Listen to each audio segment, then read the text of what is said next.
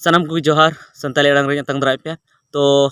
बारपे दिन हाँ video B अगू दाड़ा तबना और ओना अजे दो नोआ कना जे इन हाँ एटागा कमी रे हाँ इन तहे कना उनका गालमाराव को तहे कना आरहों एटागा उनकाना कमी तहे कना ओनाते बी अगू दाड़ा तबना ओना लगी ते इकिन खोजो कना और ओना साथे आर मिटेन अजे हो नोआ कना जे इन ठे हाँ कैमरा बनुआ आ कैमरा बनु खा जहाना वीडियो लगी ते बेस जुदी वीडियो बनाव थेना तो ओना लगी ते एटा हर ठे डिपेंड हुई तीन थेना उनको कैमरा अगू कते बनाव थेना और मोबाइल हाँ उनका क्वालिटी बनुआ तो ओना खातिर ते जहाँ तीस दो एटा होड़ा मोबाइल तेगिन बनाव थेना तो उसर हाँ इन नोआ जहाँ प्रॉब्लम कना से नोआ जहाँ मोबाइल हाँ बेसा बनुत तिया ओना हाताव ना इन कुरुमुटुइदा से उपाय हाँ इन लगावदा तो तेहना वीडियो दो अब बन गालमाराव जहाँ दो मंजू मुर्मू बोते जहाँ दो आपे पे बढ़ाई गया जे अब संताली परसीते जहाँ सेरेंज तेहना बेस बेस सेरेंज का तबना अब संताली परसी रेना ट्रेडिशनल धाराते सेरेंज का तबना अडिगान और बिन ट्रेडिशनल धाराते हूँ सेरेंज का तबन गया जोतो लेकाना सेरेंज का तबना आदो बेसी दो उनिया दो समाज बाबत की उनिया सेरेंज हाँ नामोआ और नोआ खन लहा जहाँ वीडियो रे उनारे इन लई लेआ से नितो हाँ यूट्यूब फेसबुक और जहाँ तने की सोशल मीडिया प्लेटफॉर्म में ना गोटा के हाँ गुलो बड़ा मिटन उनी बाबत ते खबर जे उनी हाँ मिटन बड़ी की कमी का तबना मेन दाड़े बन अब समाज से खय दो जे मिटन दिकू कोड़ा साव दाणा बड़ाय कान थे 26 जनवरी हिलो और उना बाबत की अडिगान वीडियो को बनाव का तो उना वीडियो रेगी अडिगान हर बेसो को कमेंट का गया अडिगान नोंका हको मेन का गया जे आपे यूट्यूबर दो खाली पैसा आर्जाव लगी टाका कमाव लगी नोंकाना वीडियो पे बनाया मंजू दीदी पे बदनाम इदी कना आपे दो पैसा कमा हुईन से जतवा हुईना आपे मा रियलिटी मा बापे बड़ाय ची कना सरिया ओना मा बापे बड़ाय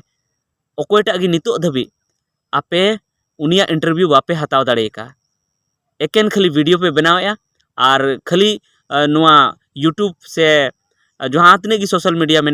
ओंडे पे हुले चमकाव का कना जे मंजू दो दिकुठे जवाना मंजू दो दिकुठे जवाना आपे दो चे चिका कना नोंकाना होको कमेंट का तबना तबे नोआ बाबत की लहासेना निता कथा दो कान तबना तो ओना खन लहारे इन मिटेन आपेन ले पेया जे उनी जहाँ सोशल मैसेज लेकाना से सोशल रे समाज रे भागी कथा पासनाव लेकाना जहाँ सेरेंज का तबना पाले जो को बापे बड़ा तो ओना दो हाँ आपे स्टीफन टुडू ऑफिशियल पे नाम दाड़ा सरस समाज जुदी ओनार पे टाइप लिखाय ओना सेरेंज हिजू हाँ और ओना जहाँ सरस समाज जहाँ टाइप माने थंबनेल रगी मेना ओना रगी पेठवा खा ओना सेरेंज गी ओना कना तो ओना रगी सेरेंज मा आपे पे बड़ाई जे जहाँ जहाँ वीडियो रे जहाँ आया वायरल वीडियो ओना रगी हाँ कोटा को एडिट करते को बनाव का ओना रे नोंका मेना जे मेनकू भूलेव जहान मिया माने दिकू सला दो आलुम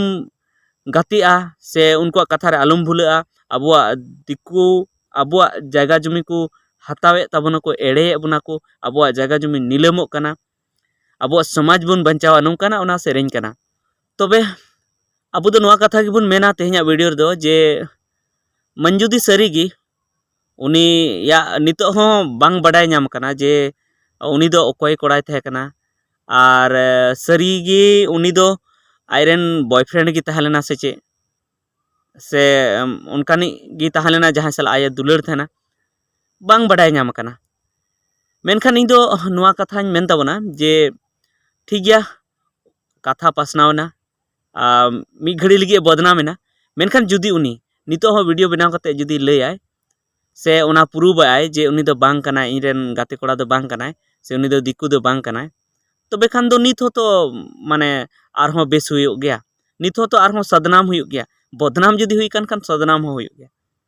नितो आरहों यूट्यूबर के जहाँ तक मेना को से सनाम यूट्यूबर आरहों वीडियो को बनाव दाड़ा और को मेना बांगा नोआ दो जहाँ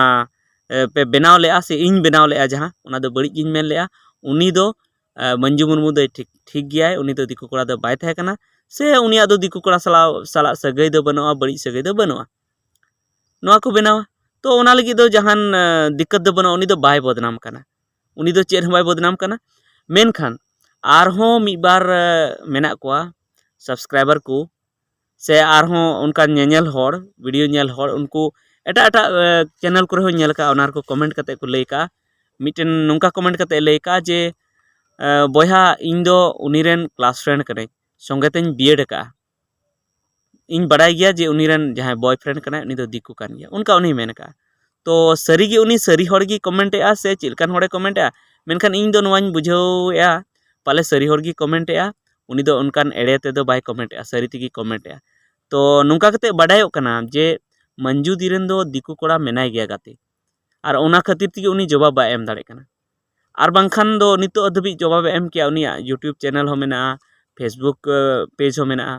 तबे इन दो नवाज मेना मंजूदी लगी मिटन सुझाव इन दिन मेना जे नेल में दी गलती दो हुई गया सानाम हर साला गलती हुई गया और सरी की नवा गलती तो बांग हुई लगती कना अड़ी आमा हर को मेना जे आमा तबे बढ़ावा मा को कना से प्रमोटे को गलती पे मेनखान ओना दो बइन मेने गलती तो बांग गलती लगती कना मेनखान हुई ना आदो बुन चिकया आदो नितो हो समय मेना जे आम सुधर तबन में और उनका जुदीम कमी का तो ओना दिसम हर ठे इका कोय जोंग में जे इन सरीगिन गलती के आदो बइन गलतिया और जहाँ इन सेरेंग बनाव का बेसगिन बनाव का उनका अब कमी लगती कान तबना इन बड़ी डहारिन ताड़ाम का थे ना नुआ मेन जोंग में चेदा बाको इका कमा अबू समाज रेन हर इका कमिया को चेदा बाको कमा लेकिन हैं खाली इका कोय कते दो बांग हुआ ओना इका कोय कते उनका ताड़ाम हुआ जहाँ दो दिसम रेन हर को खोजोआ से बेस डहारते आम ताड़ाम हुई तमा तायम ते आर आलम भूल दोहराया उनका आलम गलत बड़ी कमी आलम दोहराया और जुदी आरहों बड़ी कमी दोहराया खाली नित दो हर ठे वाह वाही नाम लगी से उनकुआ सारहाव नाम लगी नी जुदी इकम खोजोआ और तायम ते आरहों ओना डहार तेगिम ताड़ामा तबे आरहों चेत आरहों ओना फालतू हुआ ओना इयते इन मेतामा जे कम से कम जुदी